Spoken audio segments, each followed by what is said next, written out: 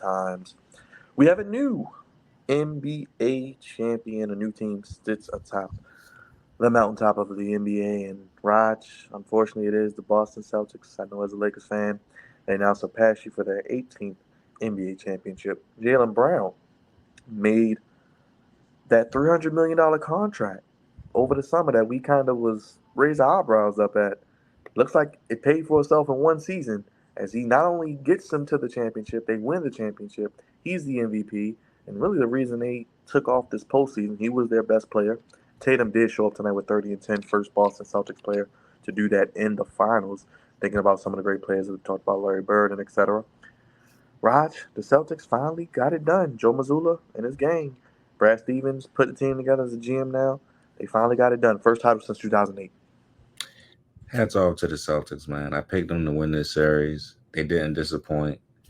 Like I said, they were the deeper team. They were the better team. They pretty much had it from game one until now. But yeah, they got their 18th ring. They passed my Lakers. They deserve it. I can't hate on them. I'm not going to. Uh, they did the right thing by paying Jalen Brown his 300 million. He's going to be there probably his entire career. I'm pretty sure they're going to re-up Tatum as well with a nice contract, just as much as Jalen Brown's contract is. And it, we could be looking at a dynasty. I mean, we could be looking at multiple championships. This is not. This might be the first of many. And I'm saying, look out, man. The Celtics, they're back. This is going to be a tough thing for the Eastern Conference. We already know the teams that's going to be in it. It's going to be them. It's going to be Milwaukee. It's going to be probably the Miami Heat, of course, because Pat Riley's still around, and maybe the 76ers if Joel Embiid stays with the team. But this is a team to be reckoned with. They always, and I got to give credit to Danny Ainge, man. He always finds talent um, all around the league to come to Boston, whether it be Porzingis, Derek White, what they have now, or Holiday. back in the day, Marcus Smart, Gordon Holiday. Hayward, Kyrie Irving. I mean, the Celtics since Drew 20 Holiday. Drew Holiday, the Celtics since I believe 2015 to 2016, all the way to now, has been loaded with talent. Loaded with talent. They had a lot of shortcomings these past 10 years. They had a lot of shortcomings, but now I believe they finally put it together. And I just think this is the first of many. To be honest with you, I think this is the first of many because Jalen Brown is getting a lot. He's getting better, of course, as you've seen, and Jason Tatum is following the wave, and they figured out how to play with each other completely now. Like back then, they one was trying to dominate, the other one was trying to play the Pippen role. Now it's like they don't care who plays which role. It's like whoever's hot is gonna get the ball. And they, Jason Tatum had his moments in this series where he didn't show up a couple games, and Jalen Brown had his moments as well where he didn't show up a couple games. But they figured out how to play with each other. They figured out how to get the others involved, and they play great defense when they want to. And this is the result, man. But I will say this: even though Dallas didn't get the job done, it was remarkable to see them make it to the finals, especially after that trade that they did mid-season. I did not have them going nowhere near the finals, so I got to give them their proper due as well. But this is a learning experience for Luka Doncic. He was called out by a lot of media members after game three when they thought he quit. He came out game four, did his thing. I'm pretty sure he did his thing tonight as well, although that they lost. But this is a learning experience. I'm pretty sure he'll get back there in the future. Uh, but Dallas needs some more pieces around him. Don't get me wrong. They had Daniel Gafford, who's pretty good, and PJ Washington from that trade, but they just need more shooting and more experience. And I think that a lot of the guys tonight, got their first crack at at the NBA Finals outside of Kyrie Irving, who's been there before. But I mean, we could see them get back, but they're gonna need a couple more pieces, to get back. But all in all, man, I even though I'm not a Celtic fan and I never could rock with them.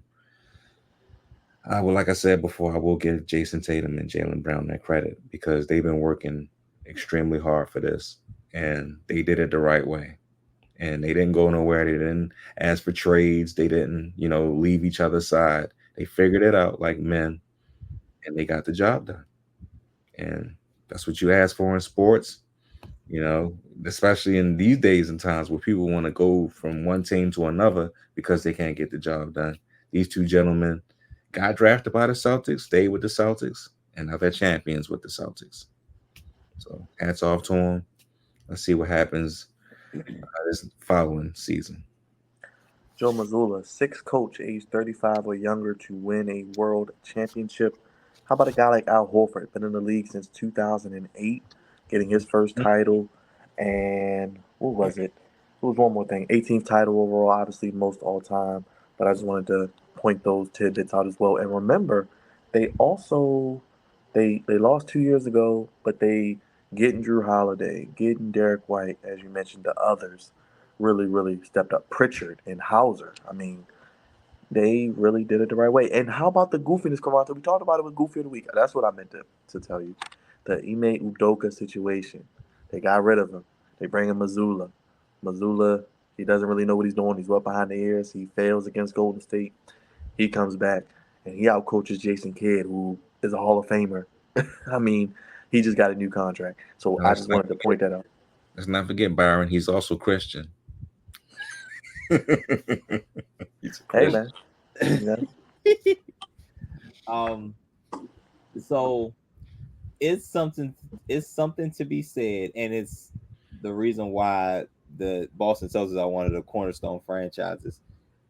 It's something to be said about an organization that does things the right way, and no matter what happens, even when they fall short somewhere, they find a way to pick it back up, and that's a consistency I see amongst all well-run organizations, no matter what the sport is.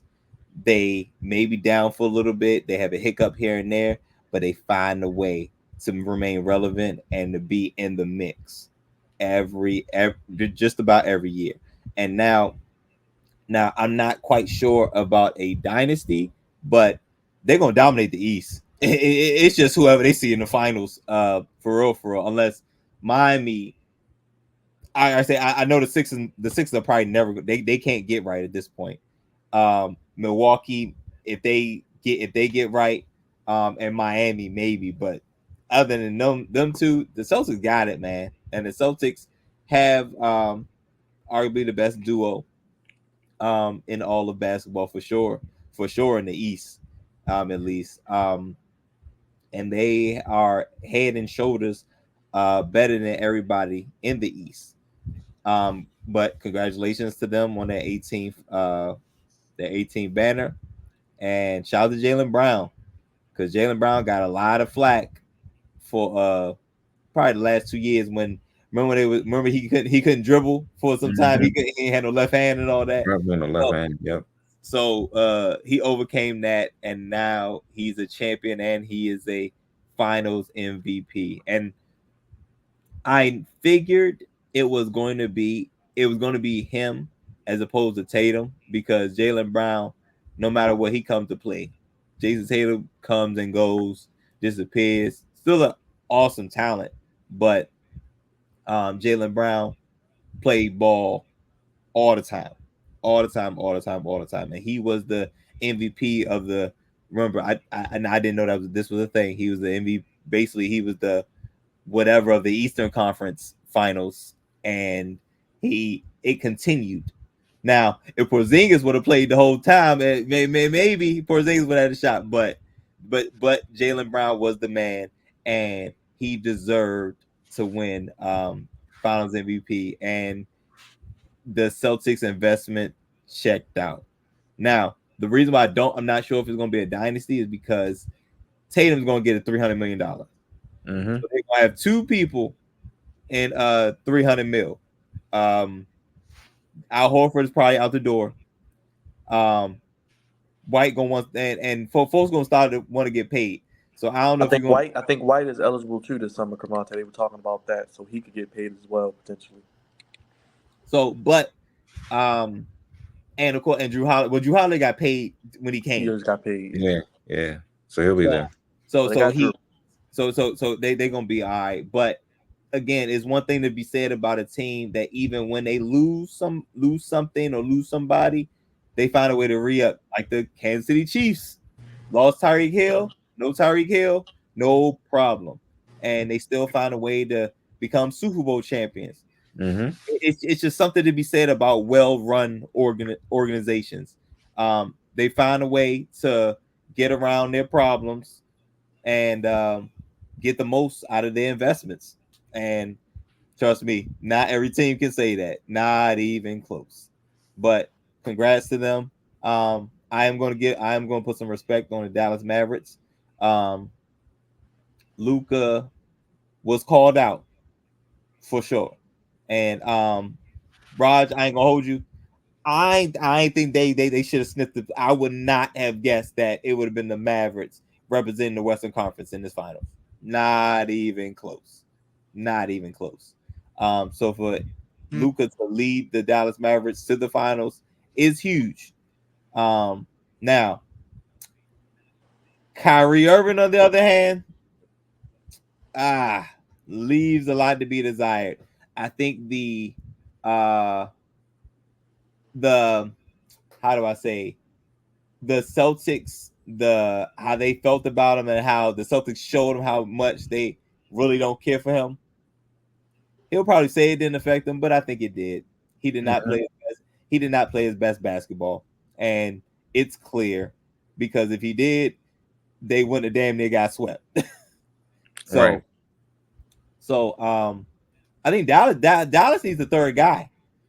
They need to solidify a third guy. And I think they'll be back in the Western Conference Finals themselves. I, So I'm not gonna say I ain't gonna say they need a third guy. I think they just need more depth. oh, Like fair like enough. because you know because the NBA is starting to get out of the getting out of the three guy. You know we need this third. Nah, like after what happened to the Suns is like, bro, you don't have enough money for everybody to eat. So it's like it's just a two-man weave, and then And we Boston may be facing that problem soon, bro.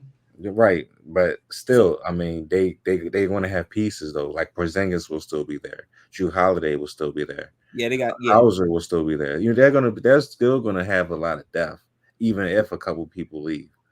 But I'm just saying that the times are where we need a third superstar on the team. I think them times is coming to an end. well, not superstar. I'm just saying somebody that can create Okay. outside of Luka and Kyrie, not a superstar because that ship has sailed. We over the like you said, we over the three superstars because ever since the Heat experiment, which depending who you talk to, it kind of worked, kind of didn't. You know what I'm saying? The salary cap won't let it happen no more. Right. The salary cap just won't let it happen no more. So, but I'm just saying, see how the Celtics got, like you said, depth, but everybody can shoot.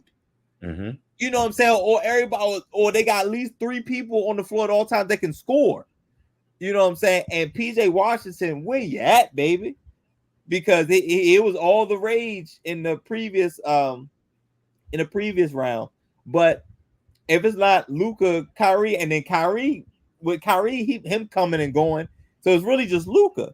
So Kyrie needs to be more consistent, and they need another guy that can spread the floor. And I tell you, Celtics were a big mismatch, and we talked about it, them being a mismatch with nobody's in the paint. And everybody on the outside, even down the Al Horford for Porzingis, everybody can shoot. Mm-hmm. Everybody can score. Everybody put the ball on the floor. So it's like you put the defense. If you got a big man, he's a liability. And we've been talking about that in the NBA, how the big man position has become obsolete pretty much. And you a liability. Like Rudy Gobert is the biggest liability ever.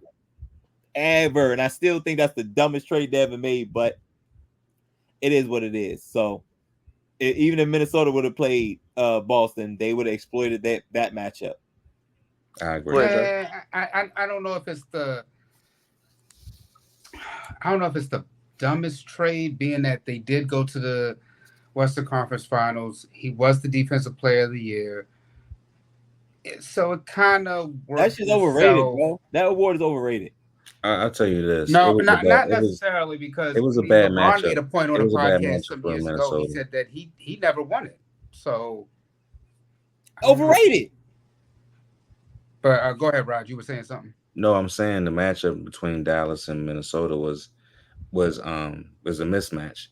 Uh, Pretty much when you Gobert was pretty much the odd man out. Honestly, they should have. Be honest with you, they should have benched him and just let Towns play the 5. But But Towns didn't show up then anyway, though. So it's like, Yeah, he was coming and going too. and let me say this: we're supposed to say congratulations to Boston. Man, fuck Boston. I don't give a damn. Lakers fan, Lakers Nation, you already know that we supposed to be eating. But no, honestly speaking, though, for real, congratulations to the Boston Celtics. Being a Lakers fan, of course, we wish it was us, but Boston right now is just ran better. They stuck with a head coach. The head coach resigned. It went into the front office. They stuck with their young players, developed the young players, got depth each year, kept improving, and now they're here as NBA World Champions. They did have a goofy situation. I mean, you have some turbulence along the road, because a lot of us do feel like that Boston could have been in this position a lot sooner with their previous head coach. But that's neither here nor there. There were some questions about their current coach, but now, hey, he's a world champion. Tatum and Brown, there were questions about breaking them up for years, even last year when they lost the series to Miami. But we have to remember, these guys are just a little over 25. Like Tatum, they said at 26 years old, Tatum can be the highest paid NBA player with $315 million at age 26. Ain't no damn. Goddamn. That's the Kevin Hart. Damn. I'm sorry. I'm sorry. No, you're right. I told you. I said goddamn on that one. Goddamn nigga shit. Goddamn.